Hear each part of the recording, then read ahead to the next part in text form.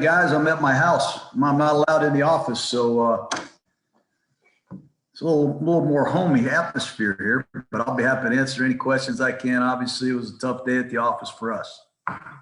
John, with regard to the facility being shut down, can you give us an idea of how you're going about your business today, and what happens to rehabbing players that would normally go into the facility?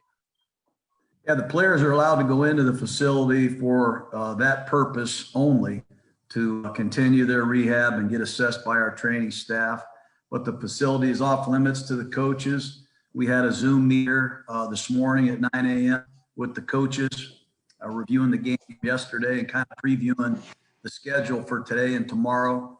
And we're going to have an offensive staff meeting here at 4:00 p.m. Defensively, they'll meet late in the afternoon as well. But you have to study independently, and then we'll come together collectively as a staff, offense, defense, special teams. And later tonight, we'll have another meeting and repeat it tomorrow and do the best we can to get everybody on the same page, getting ready for the Jets. John, the fumbles in the pocket for Derek have been an issue a few times this season. What are things to work on in terms of, obviously, protection from the other guys helps, but things that he can work on to sort of eliminate that? Yeah, we work on every day, but for all our skill players that touch the ball, a couple of them, when you get blindsided, there's not much you can do, but just emphasizing two hands on the ball in traffic, and sometimes giving up on a play. If the protection is breaking down, sometimes you have to just put the ball away, protect the ball, take the sack, and move on to the next one. But you are right; those are turnovers that we have to address, and we have to correct. Hey, Coach, Damon Arnett had a scary looking injury yesterday. Do you have any update on his status and just how he's doing? Yeah, he seems like he's feeling good. He's obviously got to go through the concussion protocol, but all signs are very good. We hope to have him available this week, but like I said, he's got to pass the proper steps with our training staff, and we're confident he's going to be okay.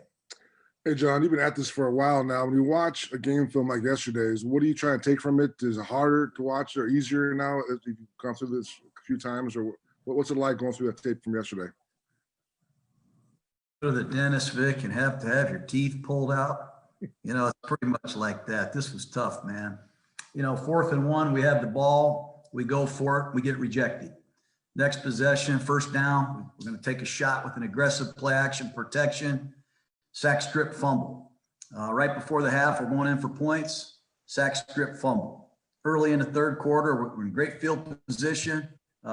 Interception for a touchdown. We force a kicker to miss a field goal. We rough the kicker. They end up getting 7 out of that. There wasn't anything pleasant about watching the tape, but as a coach, you have to take responsibility for what you can control, and we're going to try to make the proper corrections, hopefully get some players healthy, and return to the lineup on Wednesday. John, 2 questions. I was wondering if there was any update on Josh Jacobs, number 1. And number 2, saw what happened with the Broncos, with their quarterback situation this week, and, obviously really affected what they were doing. Does it make you guys kind of rethinking how you guys handle your quarterbacks, being socially distanced, or do you put a guy on the practice squad and just keep him detached from the team? Any thoughts on how you guys would handle something like that? Well, it's tough, and we've had our offensive line miss the whole week, show up to play. We've had most of our defense miss the whole week, but they were able to show up and play. But to have your men not be able to participate at that position, all of them, that's a tough pill to swallow. But we're doing a great job, I think, enforcing the protocols that are in place. Obviously, with what happened yesterday, Mike Mayock and I are discussing the possibility of rearranging how we meet as a quarterback group. It's hard right now because this is the ultimate team game, and you do like to have some face-to-face conversations with your players and coaches, but right now we got to rethink things given what happened yesterday. Maybe we should think outside the box. Hey, John, also to follow up on what Vinny just asked, any update on Josh Jacobs? And also, how do you make sure that what happened yesterday is more a blip than, a kind of a nasty scene of things to come. But Josh Jacobs update, please. Yeah, well, Josh is being evaluated with our training staff now for an ankle sprain. I talked to Josh earlier this morning. He's confident that he's going to be able to play. I don't think he was 100% yesterday. He tried to fight through it. Obviously, Ingold is fighting through some things. Jalen Richard showed up and was sick. That was a hard pill for us to swallow at that position. But hopefully we get Riddick and Richard back this week, and hopefully our man Josh Jacobs is ready to roll. Hey, John, yesterday Derek said that he thought the team was a little flat in practice last week. You see any of that yourself? No, I didn't. I felt our guys are preparing as hard as they can. I can't speak for everybody. I do know our practice all of our practices are impacted by the things that go on at the training table, the injury room, and all that stuff. We had some DBs missing. Some of our backs were hurt.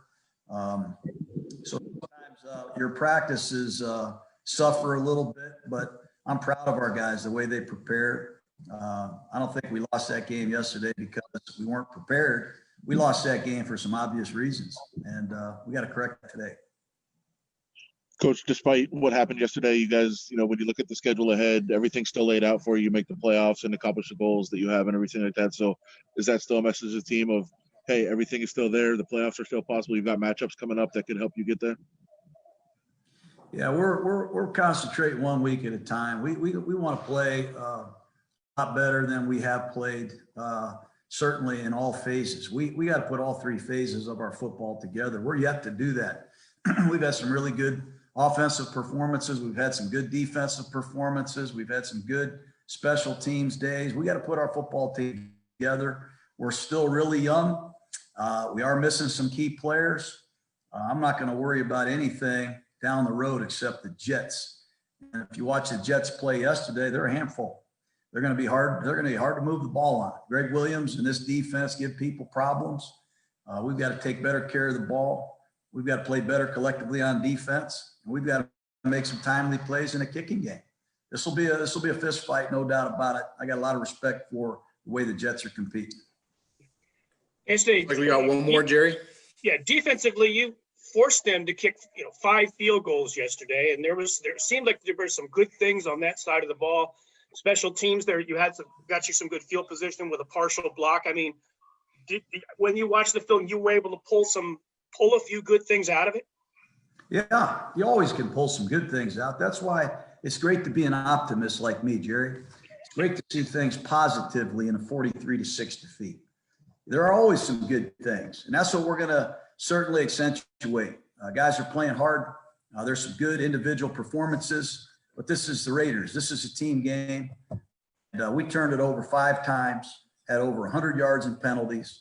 And we had some plays on defense we could have made that could have turned the game around, perhaps. We got to eliminate the penalties. We got to play a lot better. And hopefully, like I said, we get some guys back on the practice field Wednesday. That would certainly help us. John, one more, Josh. John, are you expecting Trent to be one of those guys back on Wednesday still?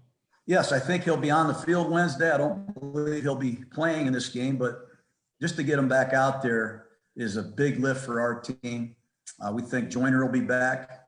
We think Cleve Farrell's got a chance to really get himself ready to play this week. And we'll see about David Irving and a couple of the other players that we've talked about. But, yeah, signs are good with Trent. Great. Thank you, Coach. Thank you, everyone. All right, guys. Have a great day.